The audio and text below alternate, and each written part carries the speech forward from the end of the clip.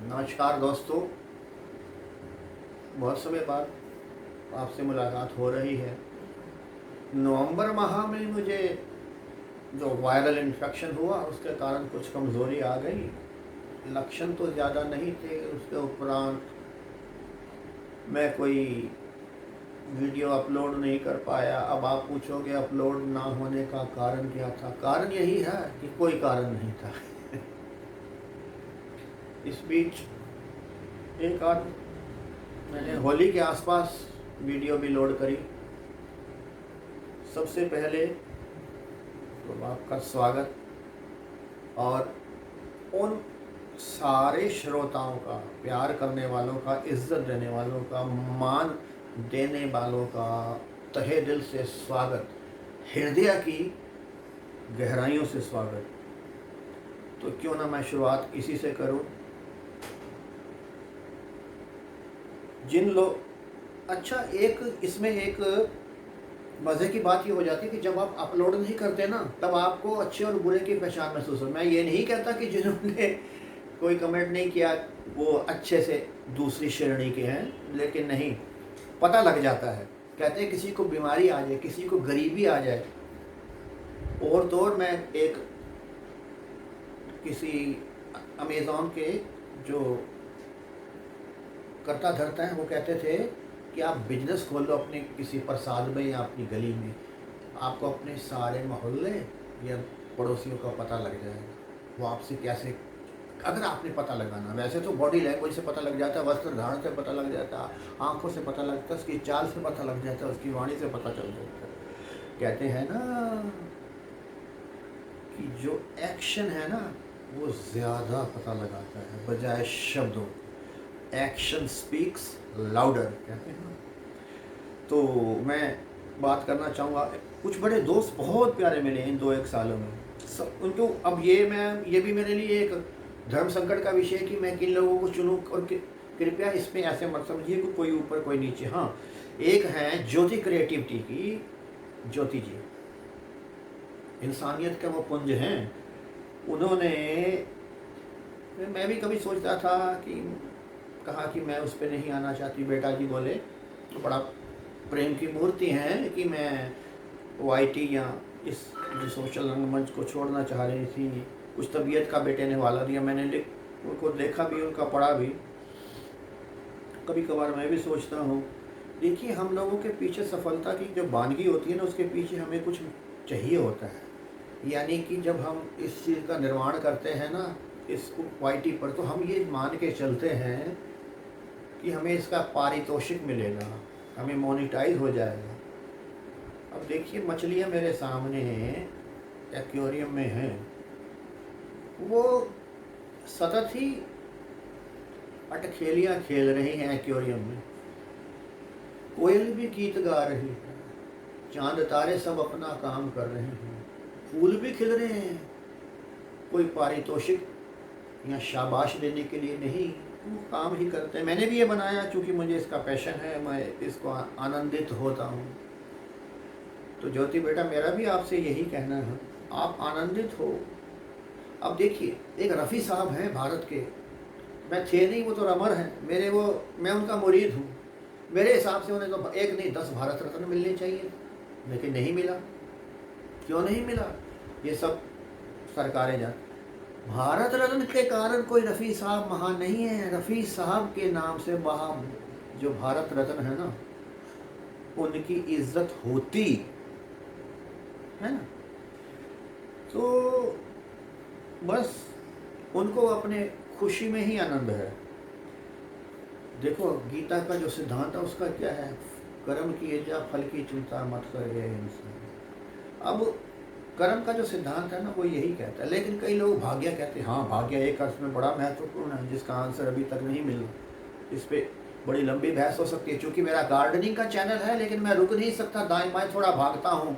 कृपया हजम कर लीजिएगा, डाइजेस्ट कर लीजिएगा। एक अमीर करोड़पति का बेटा जमते ही पैदा होते ही करोड़पति क्यों?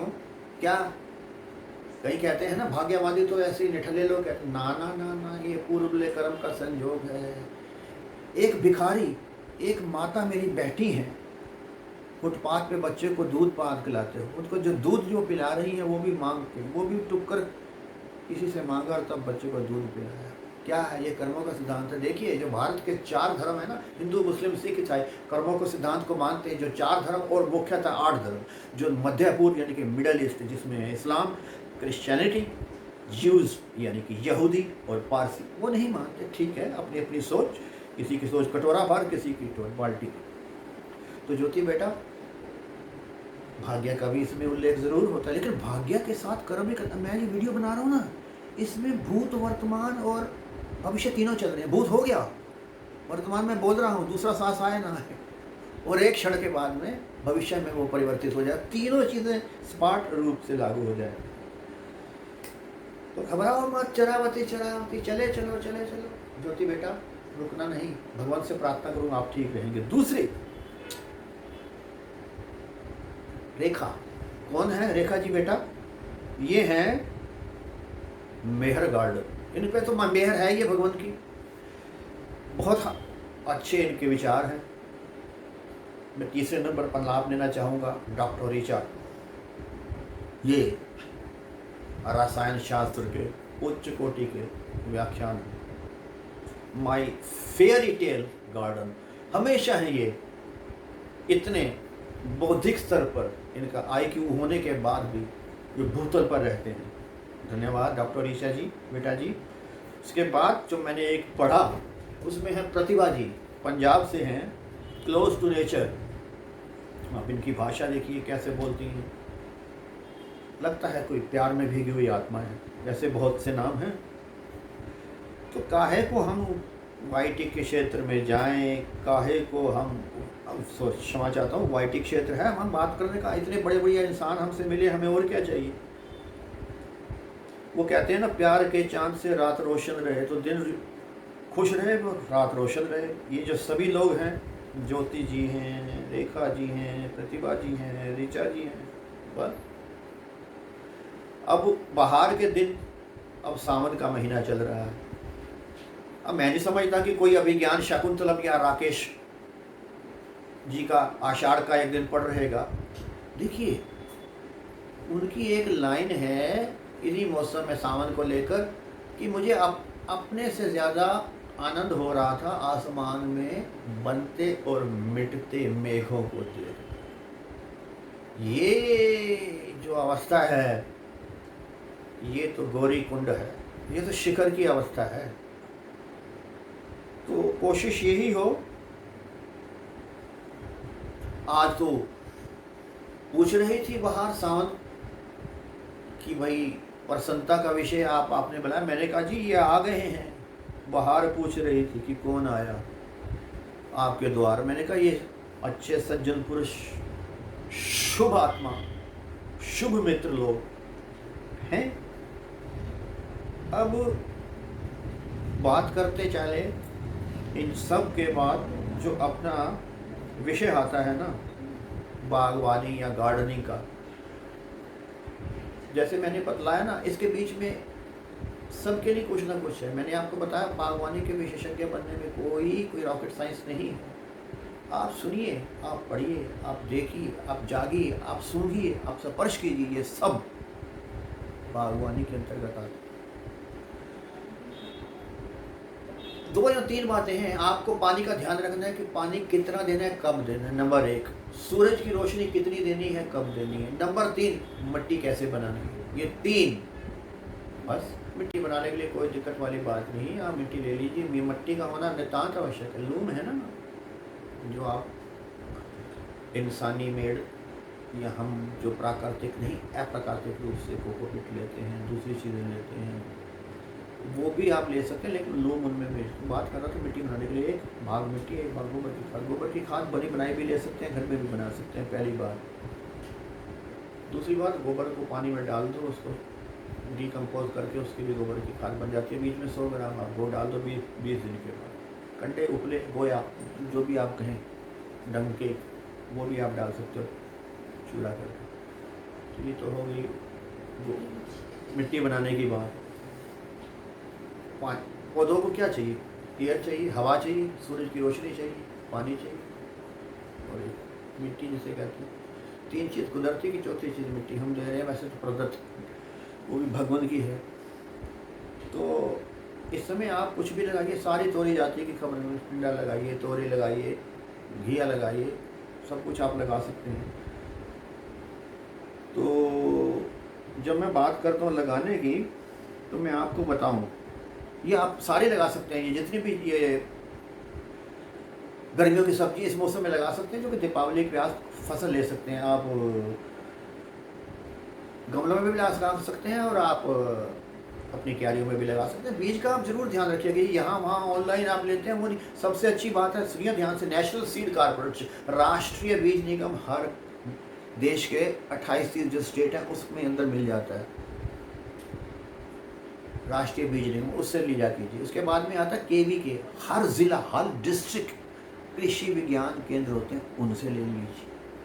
ये 2 चीज़ें तो निश्चित रूप से होती हैं, इनसे इकट्ठा ले आइए, साल के अंदर चल जाता है, क्योंकि साल के बाद का बीज वो डेड हो जाता है, वो ज़्यादा प्रस्फुटित नहीं होता। मैं फिर दोबारा दोहराना चाहूँगा, राष्ट्रीय बीज निगम हर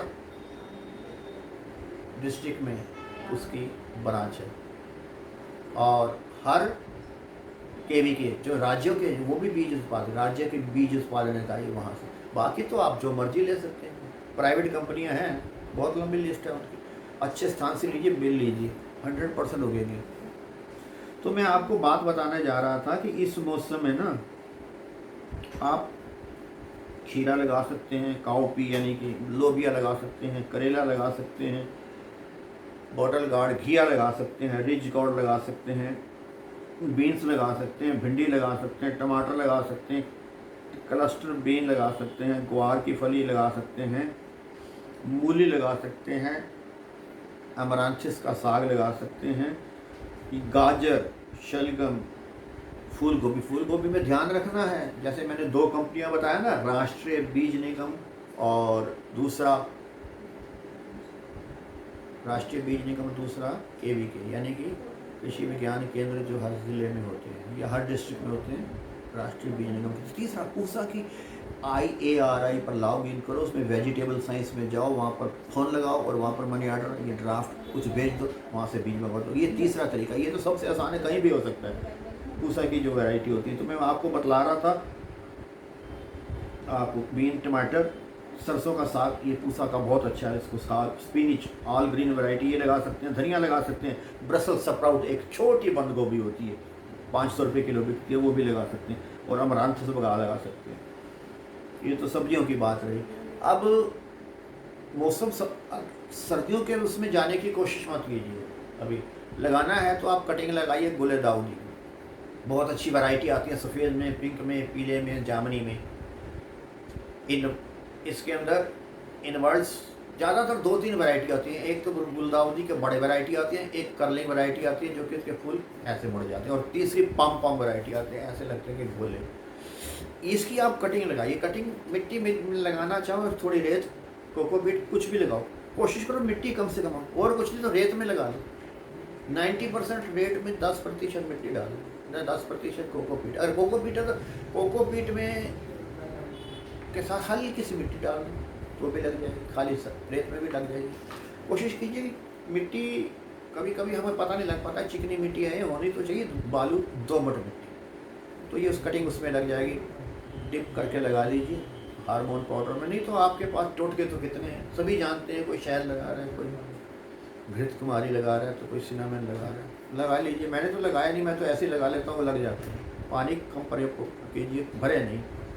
जब ये 5 इंच का, कोशिश कीजिए कि ये जो कटिंग लगा रहे हो ना, उथले छिछले, कम ऊंचाई की, उसमें लगाएं। जब ये हो जाए कम से कम 5 इंच की, इसको लगा लीजिए गमले में। अब जब गमले में क्राइसेंथेमम, गुलदाउदी सबसे अच्छा मौसम है, सर्दी वाला कोई फूल नहीं लगाना, बरसात के दिन है, ना ही टेम्परेचर अभी दिन और तापमान का 50% हो, 50 डिग्री हुआ है। जब गुलाब की कटिंग करोगे ना आप नवंबर के प्रारंभ में, तब सर्दी के फूल लगाइए। बाद फिर हम लौट के आते हैं क्राइसेंथेमम गुलदाउदी पर। तो जब आपने क्या, इसको उथली जो ट्रे है, छोटा गमला है कोई 3 या 4 इंच का, जब ये 5 इंच हो जाए तो उसको गमले में शिफ्ट कर लीजिए। उसके लिए सबसे मैं आपको एक टोटका बताता हूँ, राज की बात। जैसे मैंने बताया ना, अगर आपके पास, आप इसको दीजिए टी, किस चीज़ की? Compost T. सबसे अच्छी तो गोबर की। अगर आपके पास केंचुआ है, पानी में डाल दो, हफ्ते बाद पानी डालो। गोबर है, जैसे मैंने बताया, डंग है तो डंग डाल दो, कच्चा है तो कच्चा डाल दो, बीच में वो मत डालना मत भूलिए। उसको डिके कर दीजिए, उसको थोड़ा डिकम्पोज कीजिए, गुड़, क्योंकि उसके कीटाणु बढ़ते हैं और जल्दी वो सड़ता है। उसकी पानी इसको दीजिए, उसका स्प्रे भी कर दीजिए जब वो 4-5 इंच का है ना ऊपर तक। और कोशिश कीजिए अगर वो बढ़ गया ना 5 इंच से, उसकी थोड़ी सी पिंच भी कर दीजिए, तो यहाँ वहाँ से शाखाएं निकलेंगी, बहुत अच्छे फूल की आपको प्राप्ति होगी। क्योंकि मैंने बात, जैसे कहते हैं ना, मैं छोटे से वीडियो में सारे संसार को समेट लेना चाहता हूँ, संभव नहीं हो पाता, क्या कहूँ और क्या नहीं। तो क्राइसिस हम फिर लौट के आते हैं।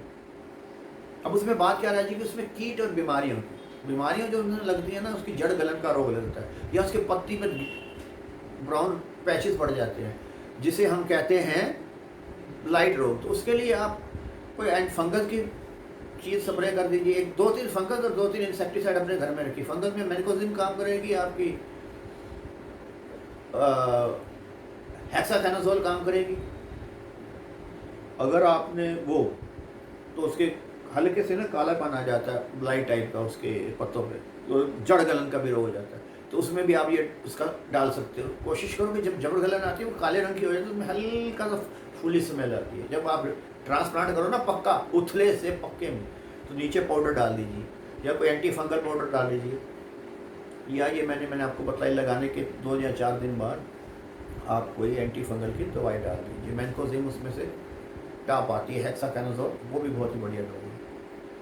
इसके अंदर जो एक कीट लगता है ना, वो हमारा सबका पहचाना हुआ मिलीबग, उसके सबसे अच्छे उसके इलाज के अंदर 2 एक कीटनाशक इमेडा करोड़ पे रस चूसक, वो भी एक मोमी खोल के अंदर रहता है, मोम वैक्स वाला। आप घरेलू उपाय करते हैं, करते रहिए। मैं दवाई की बात कर रहा हूँ, इमेडा लगा लीजिए, दूसरी एक दवाई ले लीजिएगा स्पाइनोसेट। ये बड़ी सुरक्षित दवाई है, सबसे सुरक्षित दवाई उन दोनों का नाम ले रहा हूँ, दोहराता हूँ, इमिडाक्लोप्रिड और स्पाइनोसेट। जितनी भी फूल, foliage, exotic, shaded plant, vegetables, fruits, तमाम तरह की वनस्पति में इसको डाला जा सकता है।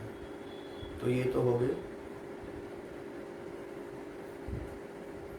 गई इसकी बात। अब मैं कुछ ना रोज़ के बारे में भी आपको बतलाना चाहता हूँ कि रोज़ के बारे में लोग कुछ इधर उधर की जानकारी, अधकचरी जानकारी देते हैं। 3 या 4 तरीके के उसके अंदर वो होते हैं। एक तो बटन रोज़ होता है आपको छोटा वाला, फिर एक उसके बाद में छोटा सा फ्लोरिबंडा होता है, झाड़ी नुमा होते हैं। और जो झाड़ी नुमा होता है उसके अंदर आप, जैसे श्रब होते हैं ना झाड़ी नुमा, उसी में बटन रोज़ आ जाता है, जिसे पोलियंथा कहते हैं। वो जो पोलियंथा जो रोज़ है ना, उसके अंदर लोग कश्मीरी गुलाब कोई चीज़ नहीं होती। अब आप कहोगे यूपी गुलाब, पंजाब गुलाब, ये क्या मतलब हुआ? रोज़ कोई कश्मीर में नहीं। हाँ, कश्मीर में पैदा होता है, क्योंकि उनकी नॉलेज कम है, उनको ज्ञान कम है, तो ये जो नर्सरी वाले होते हैं ये बोल देते हैं कश्मीरी रोज़। पर हमारे वाईटी पर भी चलता जाता है, चरावती Kashmir, there is nothing like Kashmiri gulab. तो मैंने बात कर रहा था कि 2-3 वैरायटी होती हैं शरब झाड़ी नुमा, जैसे पोलियंथा कहते हैं, झाड़ियाँ होती हैं, वो कश्मीरी रोज़ कह लो, आप जो मर्जी कह लो, झाड़ी नुमा है। उसके अंदर एक बटन रोज़ भी होता है, छोटा। अब मूलतः समझने वाली बात है कि फ्लोरिबंडा और ग्रांडी फ्लोरा, ये 2 वैरायटी हैं जो आपको गमले में मिला देते हैं। ज़्यादातर तो वो फ्लोरिबंडा देते हैं, वो 3 फुट ऊंचा होता है। रहेगी ग्रैंडी फ्लोरा की बात, वो का फूल इतना बड़ा होता है। आपने कभी पूसा की वेबसाइट पर जाओ, पूसा महक, उनके पास अजय, मोहिनी, डॉक्टर पाल, मदर टेरेसा और रक्तिमा, ये सब वैरायटी ग्रैंडी फ्लोरा की है। अब आप आते हो कट फ्लावर पर, डंडी वाला, बिल्कुल डंडी वाला, वो नहीं उगेगा यहाँ, उसको हाइब्रिड वैरायटी कहते हैं, यानी कि कट फ्लावर वाला। तो जो कट फ्लावर है, मैं इसमें डॉक्टरों से उस दिन बात भी कर रहा था, वो फ्लोरिबंडा का जो था मामला और ग्रैंड फ्लोरा, उन दोनों के बीच का संगम है, यानी हाइब्रिड वैरायटी है, जो एक तने वाली होती है। जो एक तने वाली होती हैं उसमें कई तरह के, वो